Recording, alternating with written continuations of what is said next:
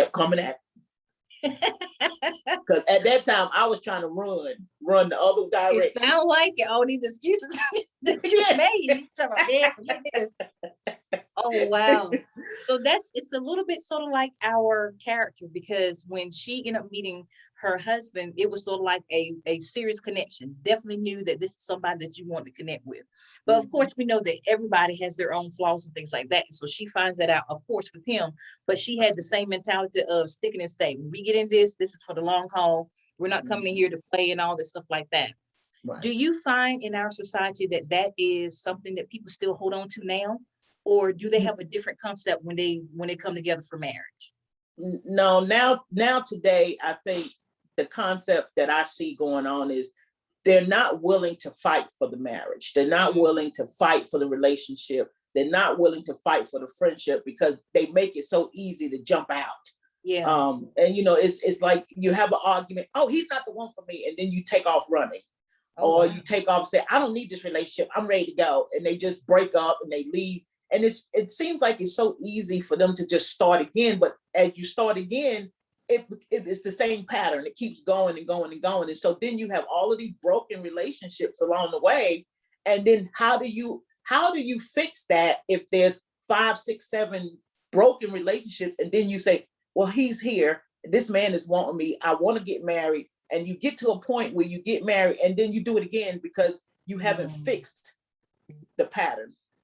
Because sometimes even if you have to fix yourself, sharing that with your partner, it helps you because they know where that's coming from, where those insecurities are coming from. And you're able to work through those insecurities with that person. You're willing to fight for it. Nowadays, I don't see too many people wanting to fight for the relationship. It's easier to just turn it down and start all over, and which is a little weird to me, but yeah, it's just harder.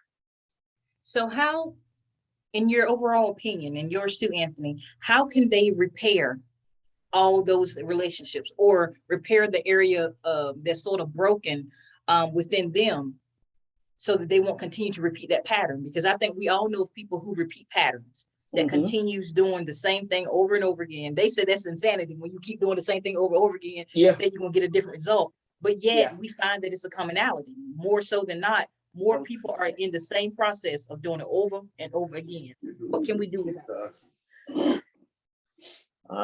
What do you think, Anthony? How do you stop? How do you put it into perspective? This is the one for me, and why would you want to fight for it? How would you fight for it?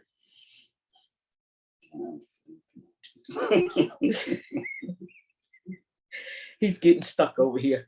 I think a lot of times you have to take a good hard look at yourself and know where your weaknesses are and know where the holes are and continue to ask for help in those areas. And then you have friends that can that if they're your true friends, they'll tell you, girl, I think it's you. I don't think it was him. I believe it was you. So, maybe you need to take a good look at what you're doing and how you're handling things. And sometimes just getting to the root of something, it will propel you into fixing it from there. And I think one of the key, sorry. Or if you have kids, you have to make the relationship work for the children. Yeah. Things like that. You do. You have to factor in, if you do have children as well, you do have to factor it in. Like every time I keep responding like this, I'm teaching my child that's exactly how you're supposed to deal with stress and situations like that. And it's so easy for us. We'll see it in the child and be like, why are you doing that? You can't behave like that. You got the exchange. And they're looking at you like, but exactly how you responded last week? Yep. But they're smart. Or they're very smart. When they're mind, they don't let them come in their mouth. And the old school just like, wait a minute, you said what now? And a lot of times what kids do, what I've learned over the years is that it's not so much what you say, it's more of what you do. That's true. So a lot of times you may not say anything, like my kids may not ever see us like really go at it or argue or have a disagreement, but they'll feel the tension in the house. Oh, yes. They'll feel the tension and and then later on, like, especially Sierra, she'll say, Mommy, where's Daddy? Like she'll keep asking me, where's Daddy? What time Daddy coming back? And I'm sitting there going to say, I want to say to her, maybe he ain't coming back. Oh, you know? Lord. You know, Tracy are just like, what is happening here? you know, or Lloyd would say something like, I think daddy's coming back like 6 o'clock. He'll just make up something just so she won't feel uneasy about it. Yeah. And because he already looking at my face going, mama's still mad. So, you know, Like, don't say that. Don't say nothing.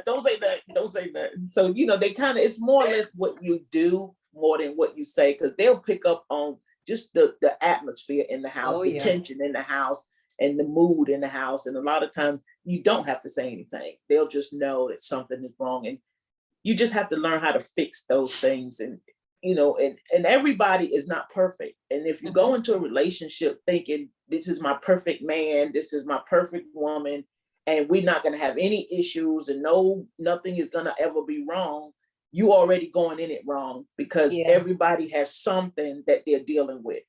And when you're dealing with those things and then you come into a relationship, you're not only dealing with those things that you're dealing with, but then you don't know what they're dealing with. And sometimes those things clash. And it doesn't clash until something happens, or it triggers those insecurities or things that you've gone through. It'll trigger it, that something that they did, and it'll trigger it in you. And sometimes you'll say, I'm not dealing with this. But really what you should do is say, can we talk about this? Exactly. This is something that I'm not okay with, you know. And when you can do that, it really helps a whole lot, because then your partner is understanding, okay, well, when I say that, that makes her feel this. So maybe I shouldn't say it that way, but still be able to tell you what they're feeling.